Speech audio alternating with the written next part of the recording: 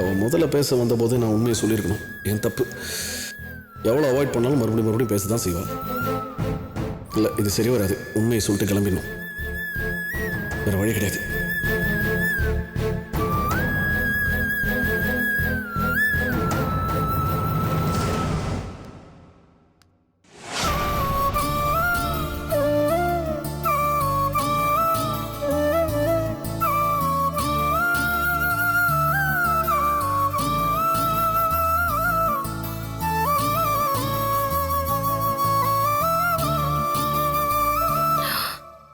காலையில உங்ககிட்ட பேசலான்னு வந்தப்போ என் முகத்தை கூட பார்க்காம எதுக்கு அவ்வளவு அவசரமா கிளம்பி போனீங்க?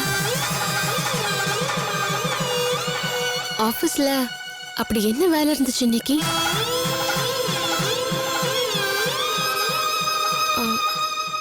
சரி, ஓகே. இப்ப நான் உங்ககிட்ட ஒரு முக்கியமான விஷயம் பேசுறதுக்காக தான் வந்திருக்கேன். எனக்கு உங்ககிட்ட கொஞ்சம் முக்கியமா பேச வேண்டியிருக்கு அகிலா. சொல்லுங்க. இல்ல, நீங்க ஏதோ சொல்லணும்னு சொன்னீங்களா? சொல்லுங்க. இல்ல, நீங்களே சொல்லுங்க.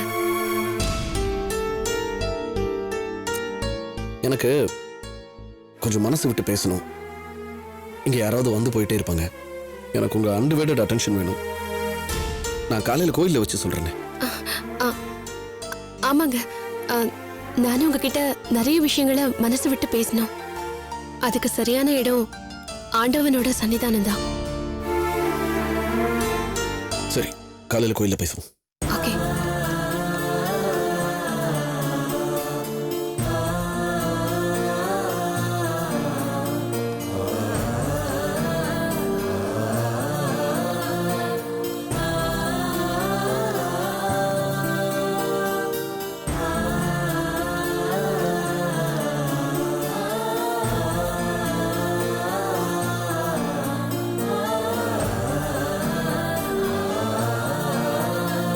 என்னடி சொல்லிட்டியா? நாளைக்கு நல்ல நேரம். அப்படின்னா தாலிக்கட்ட ஒத்துக்கிட்டாரா? நாளைக்கு நான் ஒத்துக்க வச்சிருவேன். ஏன் இப்ப முடியாதுன்னு சொல்லிட்டாரா? இல்ல, நான் விஷயத்த ஆரம்பிச்சதும் விஸ்வா என்கிட்ட நானும் உங்ககிட்ட ஒரு முக்கியமான விஷயம் சொல்ல வேண்டியது இருக்கு, 2 பேரும் நாளைக்கு கோவில்ல போய் பேசிக்கலாம்னு சொல்லிட்டாரு. அதுக்கு எதுக்கு கோவிலுக்கு போனோம்? இங்கே பேசலாமே. இல்ல, ரொம்ப முக்கியமான விஷயம், அத கோவில்ல தான் பேசணும்னு சொல்லிட்டாரு. அப்படின்னா கோவில்ல உன் மனசுல இருக்கிற விஷயத்த எல்லாத்தையும் சொல்லிட்டு உடனே உன் கழுத்துல தாலி கட்ட சொல்லிடு. சொல்லதான் போறேன். அப்படி நீ சொல்லும்போது விஸ்வா ஏதாவது பொய் சொல்லி எஸ்கேப் ஆக பார்த்தாருன்னா நீ விட்டுறாத உடனே, புரியுதா? இல்லடி, அவர் அப்படியெல்லாம் எஸ்கேப் ஆகுற ஆள் கிடையாது. விஸ்வா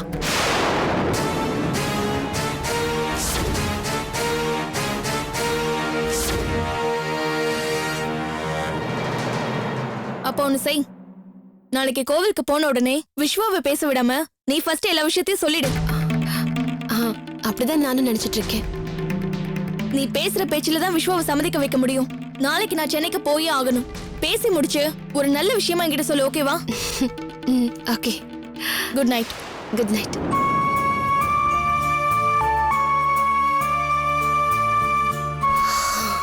நாளைக்கு விடியற பொழுது நல்ல பொழுதா இருக்கணும்.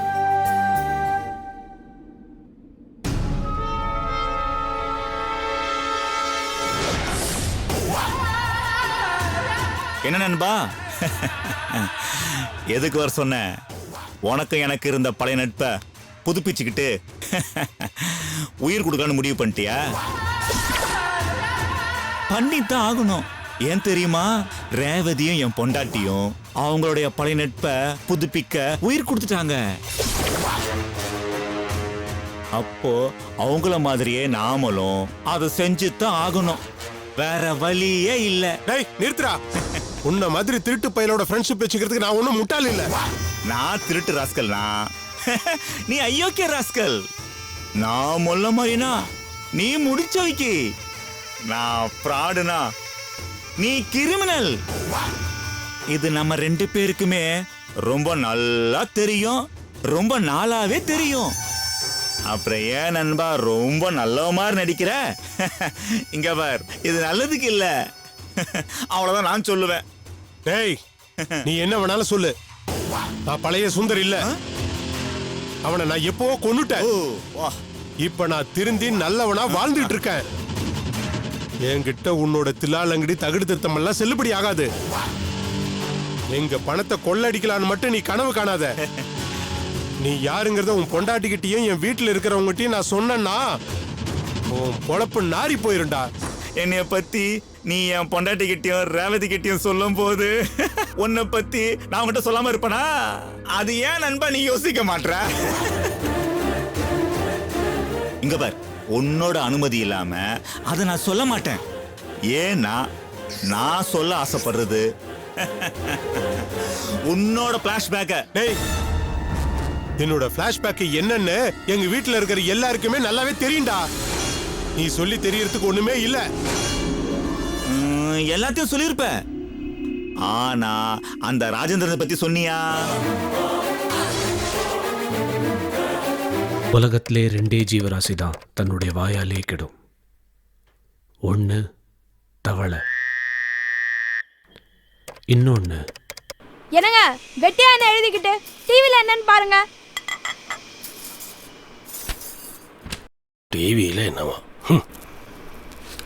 டிவியில் வர டஸ்ட்டு தொடக்க மாட்டியே.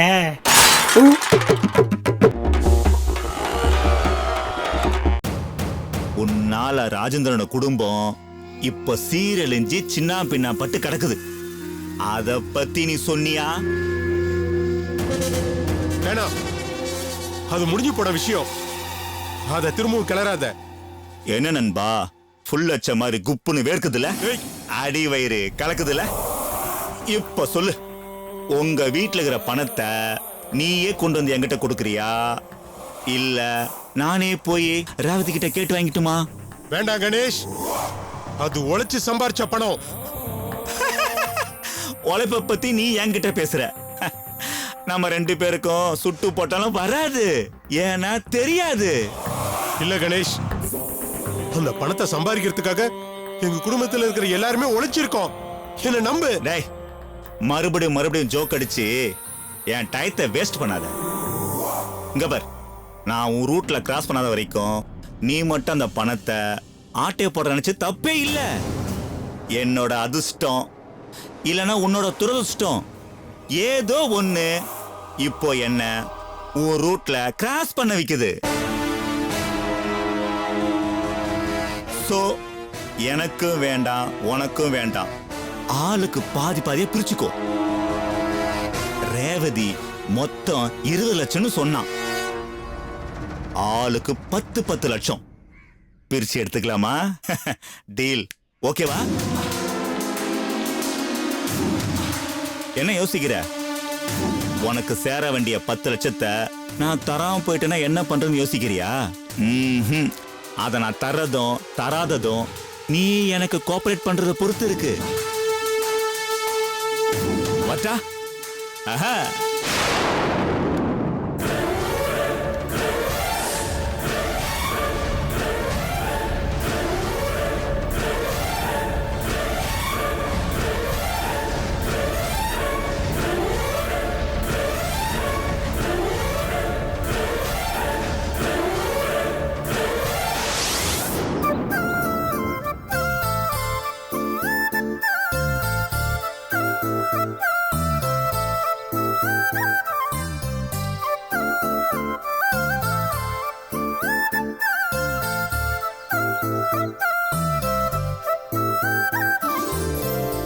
விஸ்வா,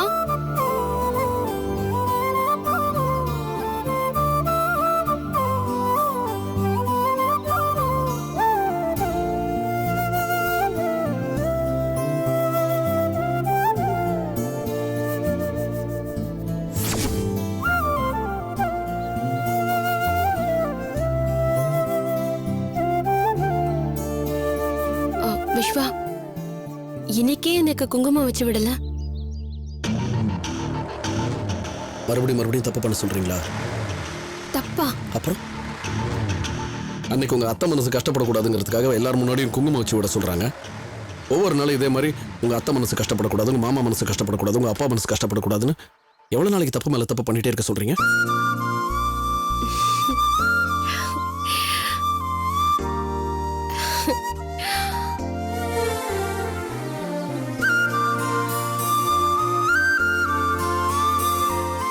அதெல்லாம் நான் தப்புன்னு சொல்லவே இல்லையே.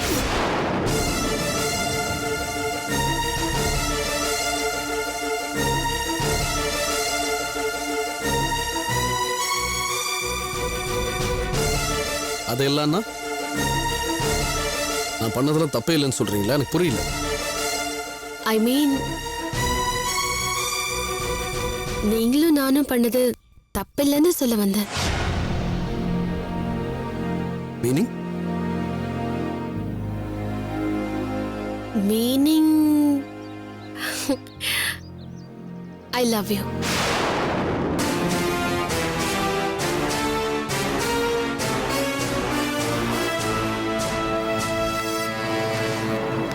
அகிலா, என்ன பேசுறீங்கன்னு தெரிஞ்சு பேசுறீங்களா? ஆமா விஸ்வா, பட் இத உங்க முகத்தை பார்த்து சொல்ல முடியல. சொல்றதுக்காக நிறைய தடவை ட்ரை பண்ணிட்டேன். முடியாம போனதுக்கு ஒரே ஒரு காரணம் நான் விடோவா இருக்கிறது தான். எனக்கு உங்களை ரொம்ப பிடிச்சிருக்கு விஸ்வா.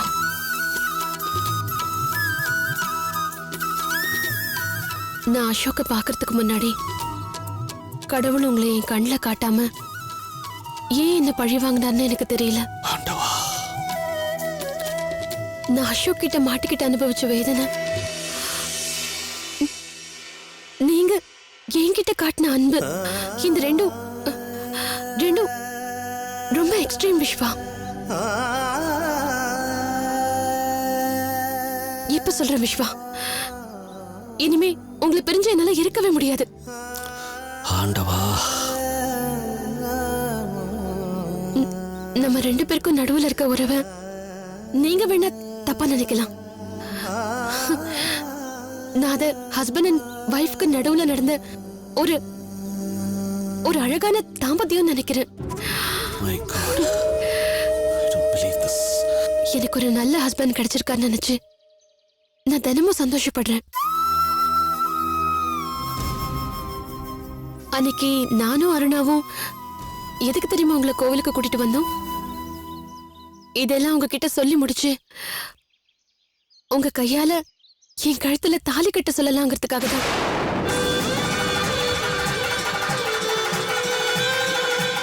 தப்பு பண்ணிட்டேன், பெரிய தப்பு பண்ணிட்டேன். இது உன் மைண்ட்ல வந்துடக்கூடாதுங்கிறதுக்காக தான் லெட்டரை இது வச்சுட்டு வீட்டை விட்டு போன. என் போராத வேலை மறுபடியும் வந்து நான் என்ன பயந்தனோ அப்படியே நடந்துருச்சு. அப்படி என்ன உங்களுக்கு பயம்? எனக்கு புரியல விஸ்வா. உனக்கு புரியல, அதுதான் பிரச்சனையே. நான் யாரு, என் பேக்ரவுண்ட் என்ன, எதுவுமே உனக்கு புரியல, தெரியல. அதுதான் இப்ப பிரச்சனையே. இது பாரு, never too late. இப்பவும் சொல்றேன், கொஞ்சம் என்ன சொல்ல விடு.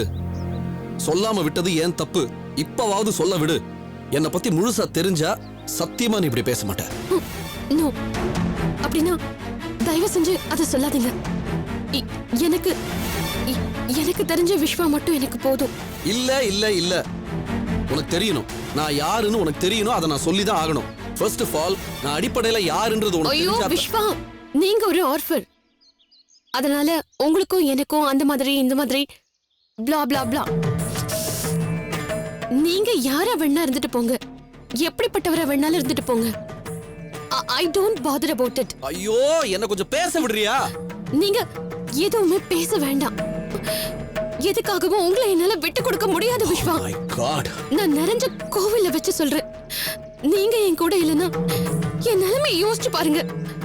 எங்க அப்பாவோட நிலைமையை யோசிச்சு பாருங்க. ஏற்கனவே என்ன கல்யாணம் பண்ணாம செத்து போயிட்டான். இப்போ புருஷனா நடிக்க வந்த உங்களை நான் என் புருஷனாவே நம்ப ஆரம்பிச்சுட்டேன். நீங்க ஏதாவது சொல்லி என் மனசை மாத்த பாத்தீங்க, நான் செத்துருவேன்.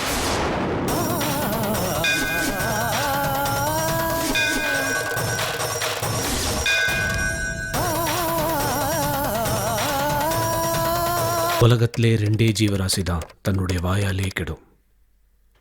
ஒன்று தவளை, இன்னொன்று என்னங்க வெட்டியா என்ன எழுதிக்கிட்டு டிவில என்னன்னு பாருங்க. டிவியில் என்னவா? டிவியில் வர டஸ்ட்டு துடைக்க மாட்டியே?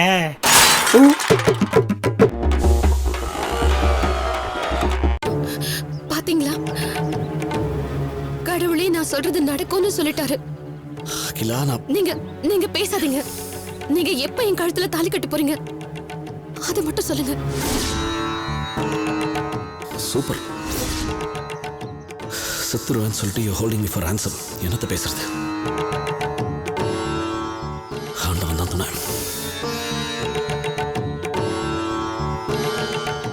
என்ன யோசிக்கிறீங்க? பதில் சொல்லுங்க. எப்ப எனக்கு தாலி கட்ட போறீங்க? எனக்கு கொஞ்சம் டைம் வேணும்.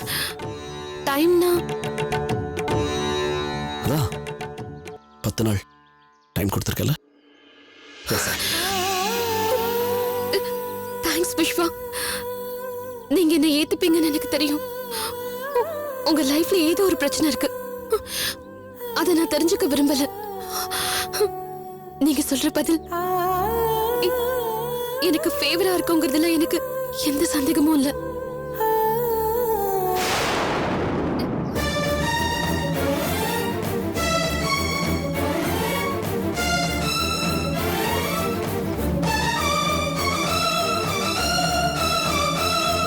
போலாம்.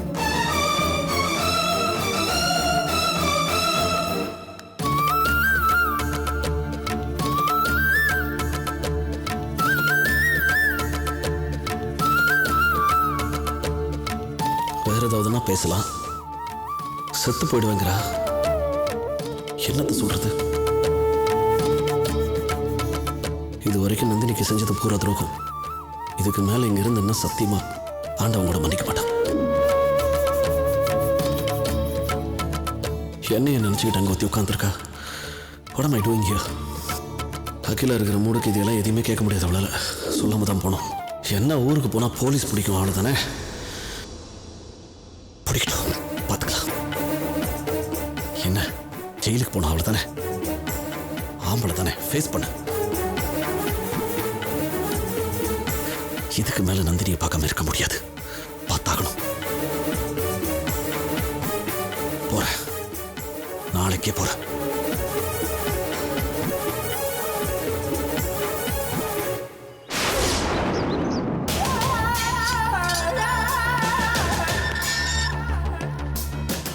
ஏய் பாடி போலாம்.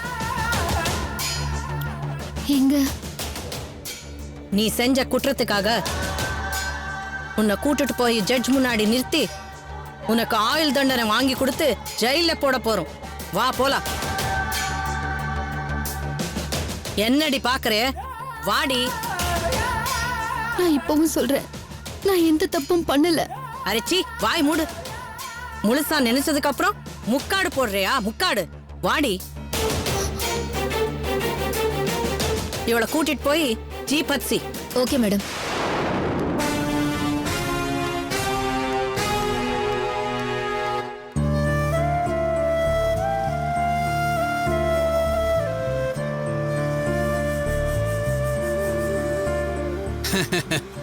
தம்பி, எனக்கு ஒரு 4 நாளா ஒரு விஷயம் அரைச்சிக்கிட்டே இருக்கு. கேட்கலாமா வேணாமான்னு ஒரு சந்தேகமும் இருக்கு.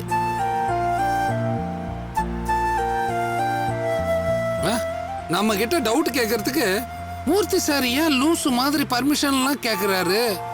உரிமையோட பட்டுப்படால்னு சங்கதியை போட்டு உடைக்க வேண்டியது தானேன்னு நீங்க யோசிக்கிறீங்க, அப்படிதானே? அது வேற ஒண்ணும் இல்ல தம்பி. நீங்க வந்து எவ்வளவு நாளாச்சு? ஏன் சென்னைக்கு போய் உங்க அம்மா அப்பா பார்க்கணும்னு ஒரு தடவை கூட தோணல?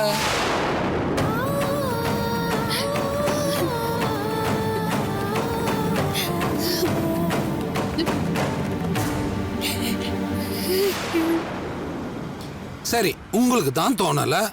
ஃபேக்டரி ஆபீஸ்னு பிஸியா இருக்கீங்க, பரவாயில்ல. உங்களுக்காவது அது தோண வேணாமா? நம்ம பையன் எப்படி இருக்கான், போய் ரொம்ப நாள் ஆச்சுன்னு கிளம்பி வந்திருக்க வேணாமா? ஏன் உங்களை யாருமே பார்க்க வரல?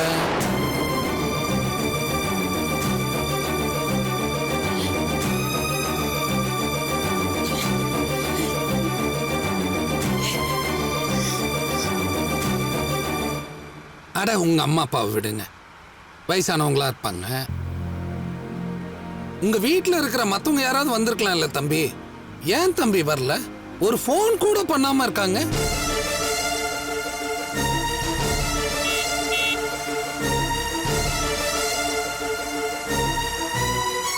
அட ஏன் தம்பி பதில் சொல்ல மாட்டேன்றீங்க? வண்டியை கொஞ்சம் ஓரம் கட்டுறீங்களா? நான் இறங்கி போய் ஒரு சின்ன வேலை ஒன்று முடிச்சுட்டு வந்து அதுக்கப்புறம் உங்கள் கேள்விக்கெல்லாம் பதில் சொல்கிறேன். என்ன தம்பி அந்த சின்ன வேலை? ஒரு முக்கியமான வேலை இருக்குது சார், முடிச்சுட்டு வந்து அதுக்கப்புறமா பேசலாம். நிறுத்துங்க. இங்கெல்லாம் வண்டி நிறுத்த முடியாது தம்பி, நோ பார்க்கிங் ஏரியா. நேரா போய் லெஃப்ட்ல திரும்பி தான் நிறுத்த முடியும். ஒரு நிமிஷம் நிறுத்தினா ஒன்றும் ஆகாது சார், ஒரே ஒரு நிமிஷம் நிறுத்துங்க, அதுக்கப்புறம் நீங்கள் லெஃப்ட்டில் திரும்பி பார்க் பண்ணிக்கங்க, நான் வேலையை முடிச்சுட்டு வந்துடுறேன். டிரைவர் தம்பி சொல்லிட்டாரு, வண்டியை ஓரமாக நிறுத்துங்க.